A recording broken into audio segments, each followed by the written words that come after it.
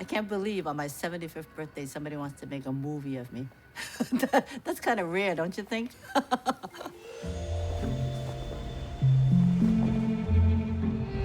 want to talk about my whole life. Kind of long, you know. 3 streets: Hudson, Tyler, and Harrison. Boston's Chinatown, right in the heart of the city. Welcome.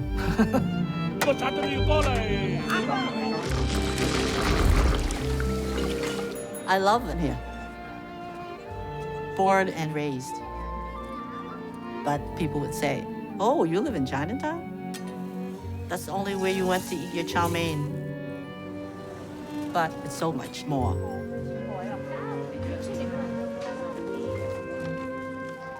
If you want to know the real story of Chinatown, just look up. The real life of Chinatown is above the restaurants. It's the people.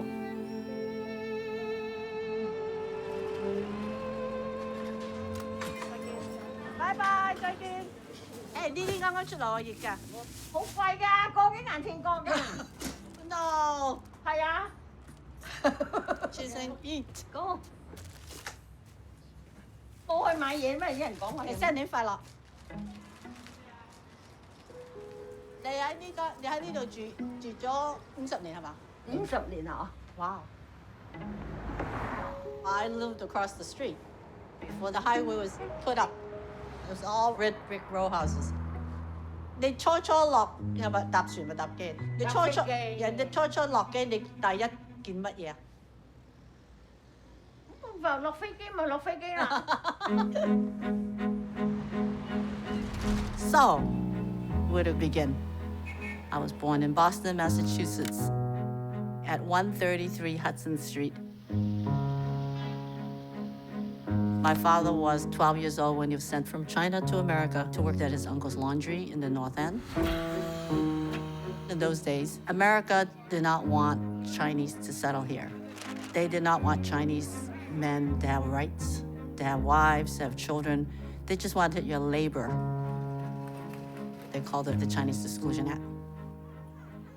Every family was fractured. Chinatown had men without wives, without daughters, without mothers. My parents were separated 15 years. They had a 21-year-old and a 14-year-old daughter in China. But my mother, she was eager to come to America to be reunited with my father, to do her wifely duty, which is to have a son. Returning triumphant from Europe, he arranged a stirring welcome. My father was a veteran of World War II. And in 1945, they passed a special law called the War Rights Act. It was to benefit the soldiers who fought in Europe, who fell in love with European girls, but the Chinese wives that were left behind benefited by it. All of a sudden, they could reunite with their families. So, my mom came in 1948, and I was her last chance to have a boy. But my father was a feminist. He didn't believe in all that. My dad said, we do not need to adopt a boy. Cynthia is enough. I was born in 1949. I grew up in Chinatown. To me, it was paradise. It was wonderful. We had the most wonderful families, the most wonderful food. And they all had the same values because they were all from Taisan. All the fathers worked in the restaurants. All the mothers sewed. 50 cents a shirt. We were active. We were always playing in the streets. All the row houses had 4 families. There was a particular way you kicked the door, you could get in to my friend Karen's house. A way of tapping on Mary's window. You had a can, you play kick the can, string 1 tent across Hudson Street, you play volleyball. That's the sound you would hear constantly, the sound of children playing. You might hear a mother yelling out the window, "Have fun la. Time to eat." I could smell it. Lo Wang Po was cooking and steaming rice cakes. It's really like paradise, you know? I thought I'd be playing forever. That's how naive I was.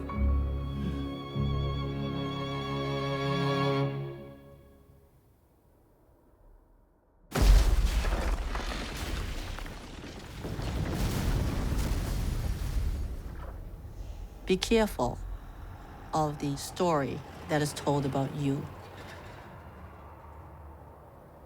You live in Chinatown? You're poor and dirty. Your food smells. You carry a disease. Why would they say something that's not true? People in Boston just started calling Chinatown slums. And once you start using that word, it gives you permission to then use the next phrase, slum clearance. So far, you've seen what improved highways and traffic control mean to America. You just come out of the Chinese Exclusion Act, and you're just beginning to have families for the first time. And suddenly all these sewing machines were coming out, and everybody's scattered. Boston's golden semicircle.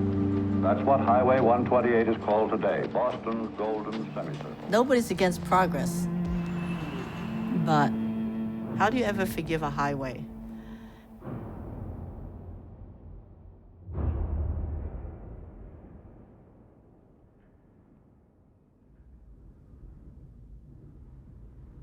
Relax.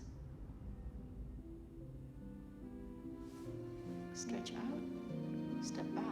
Push it weight. Push and pull. 2 more times.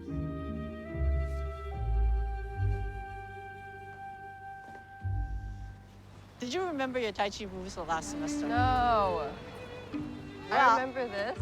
We're gonna practice that. What's with your jeans?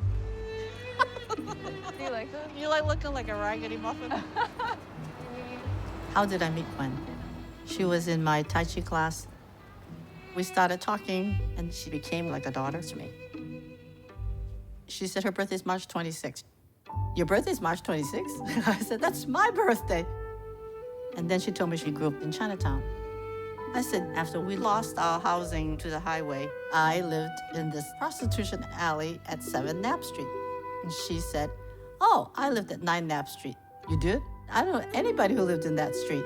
And she says, I don't either. Do you like this place? They used to have this really specific custard that I really liked. I'll treat you. I can treat you. No, you can't. You're a poor student. 姐姐有冇摘辣油啊? You and I are 50 years apart. And we both grew up in So Chinatown. we grew up in Chinatown. We have similar views. And Chinatown's changed a lot.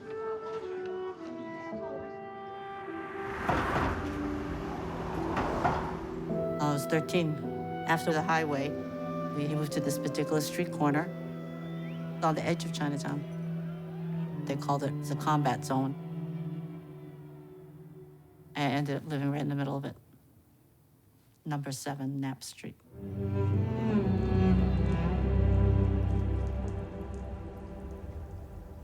It was scary for me as a young teen.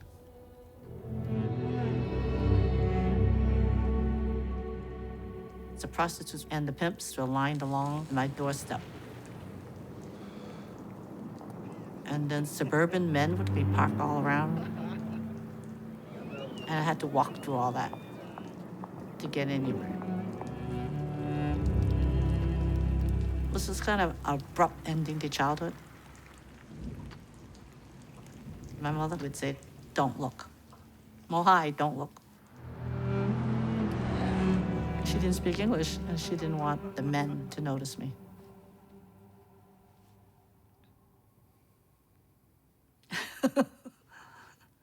You know how to move out of the way, you know?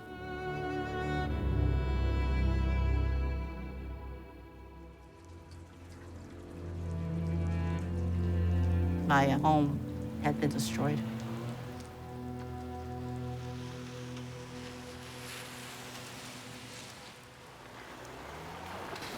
Woo!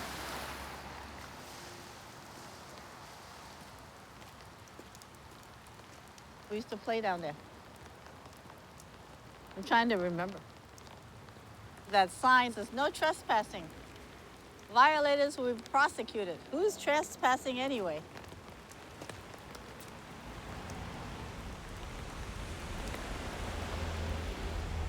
I think my house was about here.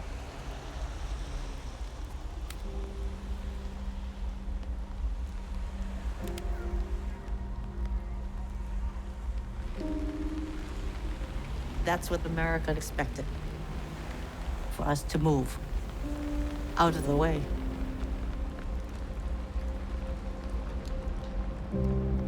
It's the kind of experience that makes you become an activist, even if you didn't plan to be one.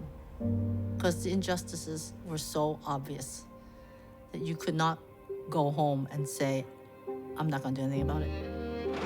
You're looking at booming corporate investment in Boston during the last 9 years. High-rise office buildings, condominiums, and hotels. I started teaching in 1973, and Chinatown was still suffering from the effects of the Chinese Exclusion Act, which taught our parents to fear. Not to be loud, not to get in trouble, breaking rules. But we were the first generation who are bilingual, bicultural, and armed with advanced degrees and an unaccented English. My teacher friends were also coming up the ranks. We started finding odd times, meeting in the cafeterias. We learned how to unite, to speak up and speak out, to defend Chinatown. We show New England Medical Center to be this business, there will be no garage. We made enough noise and change started happening. Garment workers, restaurant workers, labor rights, voting rights, bilingual balance, to advocate for children, to change the way developers make deals with Chinatown.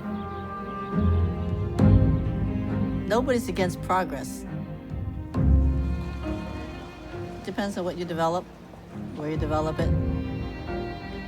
If you build a space of connection,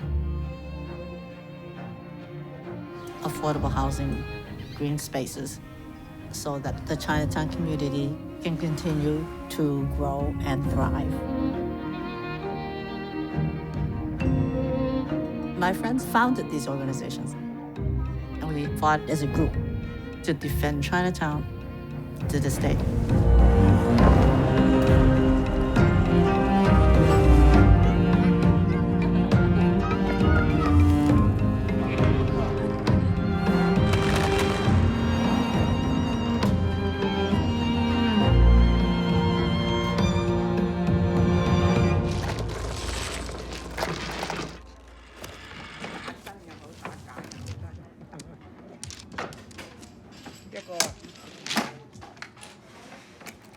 이번에 찾으려면 나가도 그 알겠지요.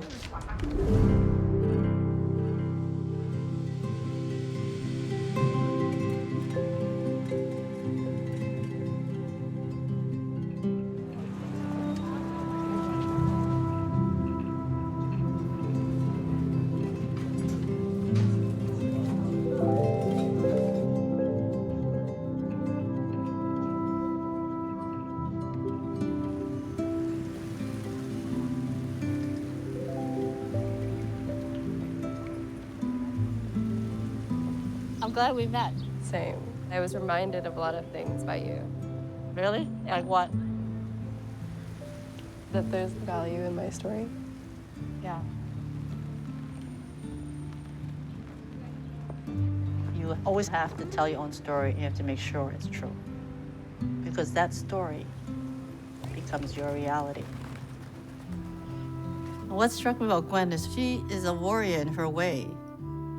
She fights for Chinatown too. But she doesn't act like she has to go and punch somebody, you know? I tend to be like out there, punching, ready to punch. So I'm learning it's not necessary to be like that. To me, it was like hell. But you grew up on Knapp Street later on, but you said that you liked living there. Yeah, because I felt like my mom and my brother Felt cozy. Oh, it was cozy to go home to an alley. Yeah.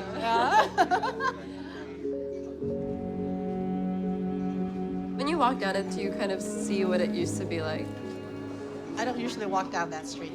The last time I left it, I felt like I was getting re-traumatized. Now I don't feel that way anymore. We've overwritten it. We've gone over it. And now when I go by, I say, that's where Gwen lived. I have a friend who also lives in that street. See how your story makes me not afraid.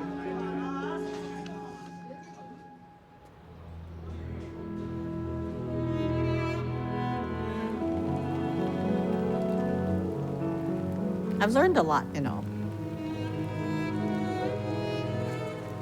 I'm not that 13-year-old girl.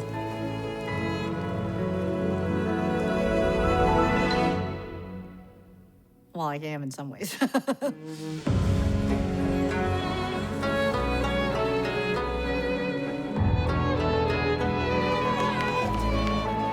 Chinatown's still my paradise, you know? Every corner I feel at home. That's Chinatown.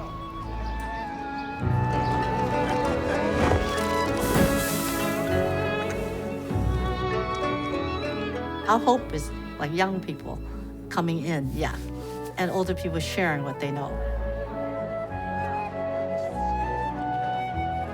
That's progress, you know?